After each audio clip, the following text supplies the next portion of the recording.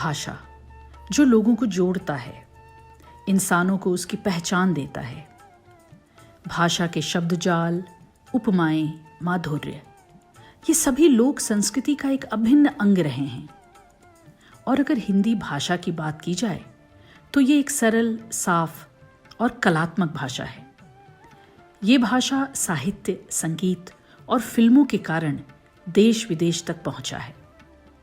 Hungary में हिंदी भाषा की शुरुआत 60 के दशक में आरपाड डेब्रेसेनी के माध्यम से हुई थी, जो कि दूतावास में दुभाषीय के तौर पर और अल्ते विश्वविद्यालय के भारतीय अध्ययन विभाग में पढ़ाने का काम करते थे। फिर 80 के दशक में डॉक्टर मारिया नेजेशी ने हिंदी की कमान संभाली और यही वो दौर था जब हिंदी सिनेमा से लोगों का परिचय हुआ। कुछ वक्त बाद ओरोक मॉस्को सिनेमा स्टूडियो में मोनिका होवाथ ने फिल्म क्लब की स्थापना की, जहां बिना सबटाइटल या डबिंग के फिल्में दिखाई जाती थीं। फिल्म क्लब के जरिए हिंदी के विद्यार्थियों का परिचय हुआ अच्छी हिंदी फिल्मों से। हिंदी कक्षा का योगदान था क्योंकि मेरी प्रोफेसर मारिया नेजेशी जी ने सुझाया था कि पुरानी वाली उमराव जान जिसमें रेखा है एक बहुत अच्छी फिल्म है, तो शायद वही पहली रही होगी जो मैंने बॉलीवुड की इतनी सारी लगभग 300 फिल्मों में मैंने पहले देखी और उसके बाद सिलसिला जारी रहा।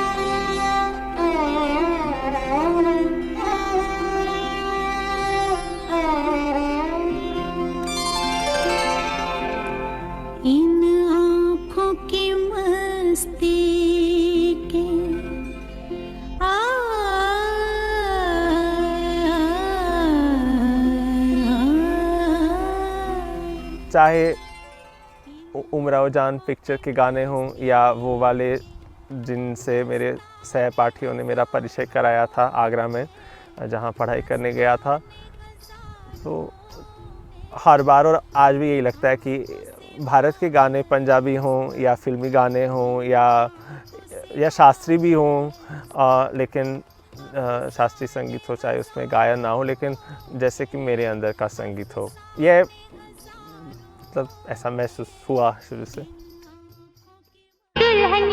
भारतीय फिल्मों में मेरी इंटरेस्ट बॉलीवुड फिल्मों में है।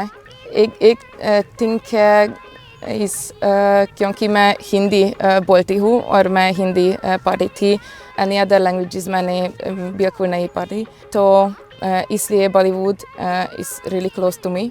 एंड मेरी पहली 1-2 साल मैंने बॉलीवुड म्यूज़िक के बारे में कोई रिसर्चेस थी, क्योंकि मुझे लगता है कि यह एक रियली स्पेशल पार्ट है बॉलीवुड मूवीज़ में और एनी अदर मूवीज़ में, क्योंकि इस दुनिया में कोई अदर फिल्म कल्चर नहीं है बॉलीवुड जैसे या इंडियन जैसे या Indian popular movies जैसे।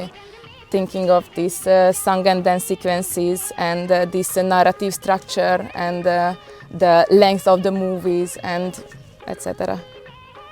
So I thought that Hindi will be my field क्योंकि जब मैंने बॉलीवुड फिल्में देखती थी मैंने रियलाइज़ किया कि this नाचने गाने वाले सीक्वेंसेस में सबटाइटल ज़्यादा कम है जैसे वे एक्टर्स सिंग करते हैं, और मैंने सोचा कि अगर मैं हिंदी पढ़ने की शुरू करती हूँ तो मैं ज़्यादा समझ ले सकती हूँ, और इसलिए मैंने सोचा कि हिंदी पढ़ने मेरी रूट होगी।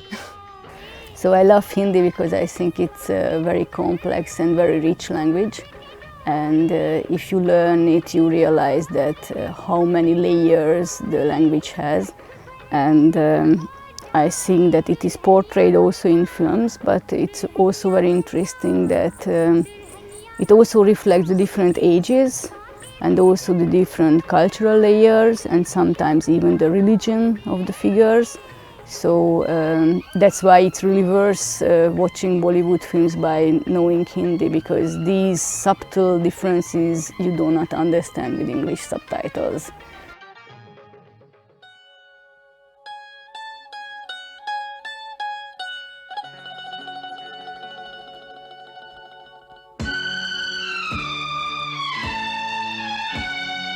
पहला पहला प्यार है, पहली पहली बार है. So I got into contact with Hindi language through the cinema. First it started, we have a journal, a scientific journal on films, and my colleague said that we should make a number on Bollywood because she was interested in musical films and films with music. So she decided that we should make a number on Bollywood. And as I had to search for photos and film stills for the articles in films, I started to watch Bollywood films. And the first one I saw was Hum Aapke Hain Kaun. And I liked it so much that I watched it 3 times at once.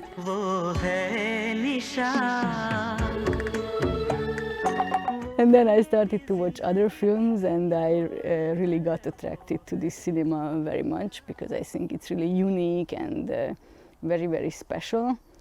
And after some time I realized that I already knew at least 2 dozen of words just by watching films. I was fascinated by the fact that they have 4 different words for love. And obviously I learned very quickly the name of relatives because they use that very much in films. So I really liked it, and I love the sound of Hindi language. It's really beautiful to listen. And after some time I started to search for a course, and I found a small language school where they taught Hindi, and that's how I started.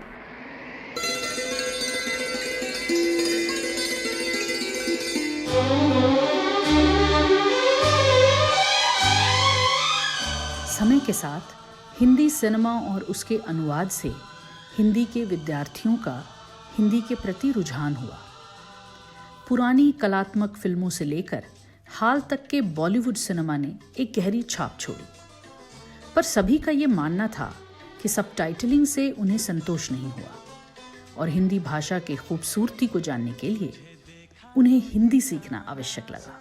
Because of this cultural differences, वे लोग जो subtitle करते हैं शायद Indian culture में नहीं familiar है, और शायद इसलिए these subtitles and translations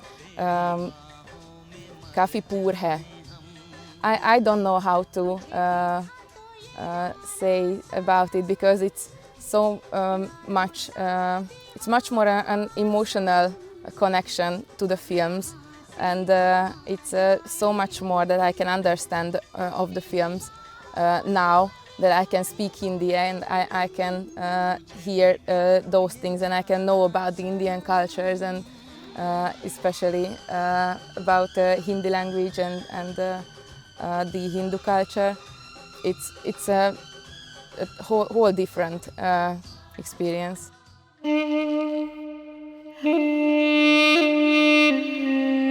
हम अनुवाद जब करते हैं, सबटाइटल भी अनुवाद ही है, तो उसमें बहुत सारी कल्चरल चीज़ें हैं, संस्कृति से जुड़ी चीज़ें हैं जो आप किसी तरह से समझाएंगे, लेकिन आप अपने तरीके से समझाएंगे। लेकिन आप जब खुद से वो मेहनत करेंगे कि ओरिजिनल में वो सारी चीज़ें आप खुद समझें, तो जाहिर है कि आप बेहतर समझ पाएंगे और सिर्फ उतने शब्दों में नहीं समझेंगे, आप वो पूरा प्रसंग समझेंगे।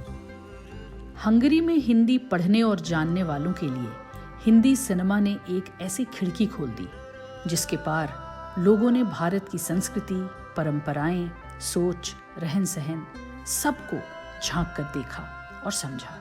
I personally started to learn Hindi because I realized after some time that I cannot watch old films because the subtitles often were very bad.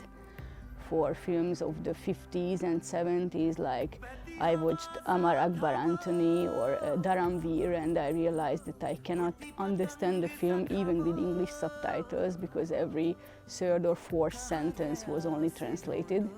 And I wanted to understand the films better, so that's why I started to learn the language.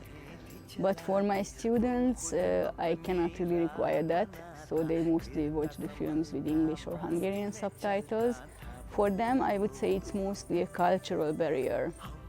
So I spend quite a lot of time and energy making them accustomed to Indian culture, and we talk a lot about traditions, about theatrical, musical traditions, about everyday customs, religion, everyday habits even, and that's how they understand the films more, and they always start to like it. I think most of them start to like this culture and this type of filmmaking, which is really very different from the European and American films. Hindi की सरलता और सहजता ने न सिर्फ भारत में बल्कि Hungary में भी लोगों के लिए रास्ता आसान कर दिया है कि वो भारतीय साहित्य, संगीत और सिनेमा के जरिए भारत को समझ सकें और भारतीय संस्कृति के और करीब आ सकें।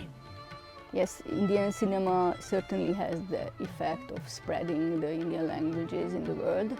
I think especially Hindi, because Bollywood is the most popular and most well-known and most watched cinema in the world.